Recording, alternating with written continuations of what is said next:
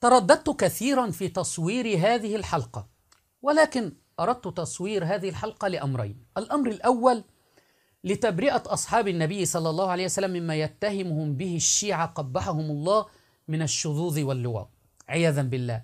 والأمر الثاني لإظهار أن هذا الفعل القبيح يفعله مراجع وعلماء الشيعة حينما يجلسون مع بعضهم لبعض. كثيرا ما نرى في منتديات وصفحات وقنوات الشيعة يتهمون الصحابة بالشذوذ عياذا بالله. وحينما دققت في هذا الأمر وبحثت في كتب الشيعة وفي مقاطعهم وفي قنواتهم، وجدت أنهم يفعلون هذا الأمر، يعني هذا العيب فيهم فيتهمون به الغير. وكثيرا ما ترى أي أحد يرد على الشيعة يقولون رامي عيسى بيفعل به كذا، وكثيرا يرفعون مقاطع فيديو بهذه العناوين، وأن رامي ذهب إلى تونس وحدث فيه كذا، وأنا والله ورب الكعبة لم أذهب إلى تونس قط. الشاهد سنرى الآن أن هذه عقيدة عند هؤلاء المعممين. سنرى نجل رئيس الحوزة العلمية، نجل الخوئي ابن الخوئي الأكبر، معمم سيد كبير بلحية بيضاء، يثبت أن المرجع ده وكأنه وكيل الإمام المهدي عندهم، المرجع اللي لو لم يقلد مرجع كل أعماله باطلة، وهو من أهل النار الشيعي إن لم يقلد هذا المرجع يكون مرجع كبير ويفتي، وهو يلاط به ويفعل به فعل قوم لوط. هذا اللي يلاط به بعدين يصير لي مرجع أو متمرجع، هذا اللي يلاط به بعدين يصير لي مرجع أو متمرجع. فهمت؟ يصدر رسالة ويصدر أحكام وفتاوى، يصدر أحكاما وفتاوى وهو مفعول به، ومرجع كبير ويفعل به هذا الفعل الشاذ. علمتم؟ ويتهمون أهل السنة بذلك عياذا بالله. أين عقلاء الشيعة من هذا؟ بل المصيبة الأكبر الآن أن قائد إيران، يقولون قائد الدولة الإسلامية وهي ليست إسلامية، قائد إيران خامنئي، يعترف حسن اللياري أن خامنئي كان يفعل به فعل قوم لوط عياذا بالله وهو شاب، وهذا ثابت وموثق عندهم. خامنئي أيضا من هؤلاء.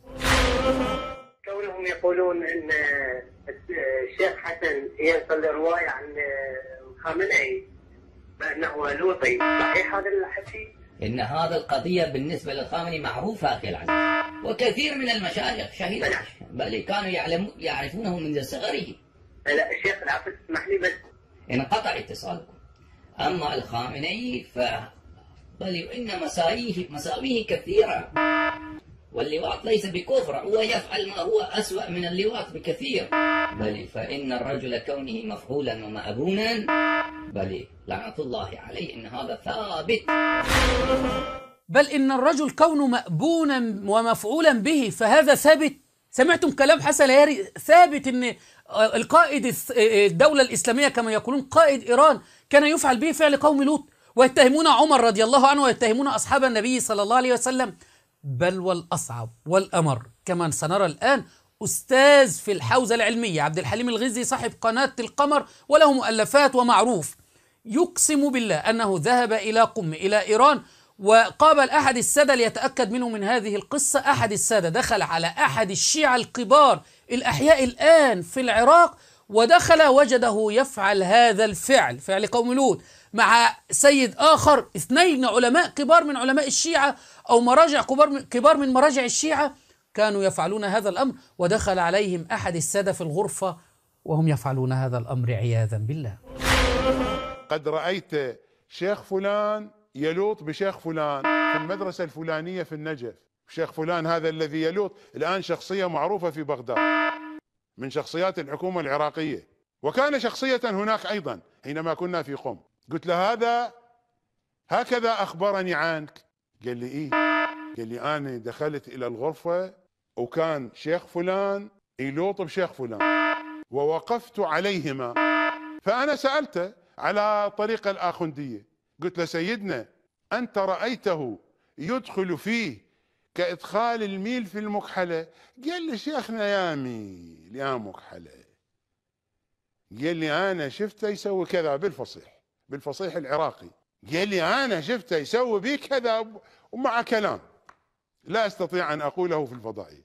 قال لي وين السولف أنت يا مين يا مكحلة؟ وهذا الفاعل شخصية معروفة وله علاقة بمرجع كبير. والله إذا أذكر لكم اسم المرجع ستكذبونني.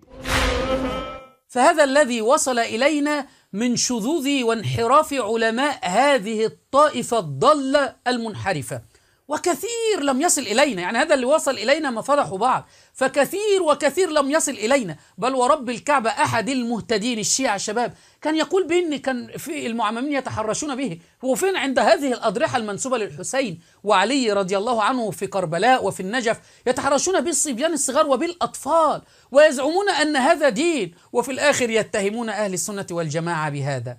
أين عقول عوام الشيعة؟ هل تأخذون دينكم من هؤلاء الشواذ؟